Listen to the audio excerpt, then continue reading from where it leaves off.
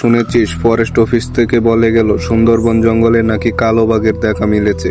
যাবি নাকি দেখতে? কি বলছো গো গণেশ দা? চলো চলো দেখে আসি ওই কালো বাঘটাকে। ওটাকে আজকে যে করেই হোক দেখতে হবে। তা তো বুঝলামই, তবে আমাদের অনেক সাবধানে যেতে হবে। ওই বাঘ যতটা না শান্ত তার থেকেও বেশি হিংস্র টাকলা। আরে চলো চলো তো গিয়ে দেখে আসি, এত ভয় পেলে চলবে না। ঠিক আছে চল, তাড়াতাড়ি চল, সন্ধ্যা নামার আগে চলে আসতে হবে আবার।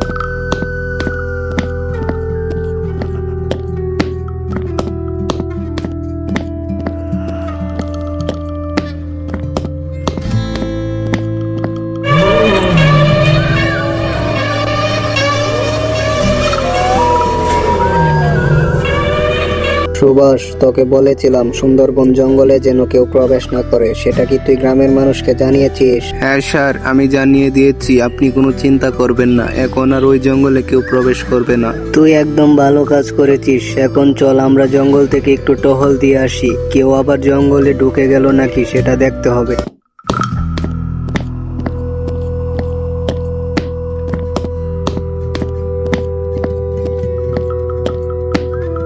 টাকলা, ওই দেখ কালো বাঘটা দূরে দাঁড়িয়ে আছে রে। কত বড় দেখছিস? আর দেখতেও অনেকটা হিংস্র, কিন্তু ওর কাছে আমাদের যেতে হবে না। হ্যাঁ গণেশ দা, এত বড় বাঘ তো আমি জীবনেও দেখি নাই গো। এটা আমাদের জঙ্গলে কোত্থেকে আসলো? জানি না রে টাকলা, ওই বাঘটা কোত্থেকে এসেছে। তবে যেখান থেকে আসুক, বাঘটা দেখতে কিন্তু অনেক সুন্দর, আর ওটা অনেক হিংস্র।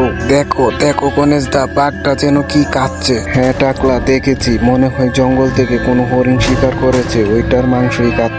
গণেশ দা, বাঘটা মনে হয় আমাদের উপর কেঁপে গেল গো। পালাও শিগগিরই।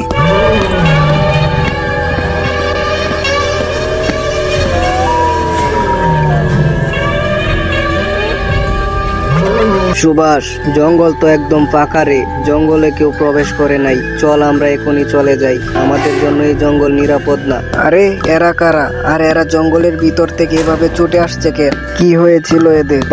পালাও গো বড় বাবু, পালাও। ওই হিংস্র বাঘ যে কেঁপে গিয়েছে গো, ধরতে পারলে আর আমাদের রক্ষা নেই। এখনই পালাও। আরে কি হলো এদের? ওরা এভাবে পালাচ্ছে কেন? এদের কি ওই জঙ্গলের কালো বাঘ তাড়া করলো নাকি?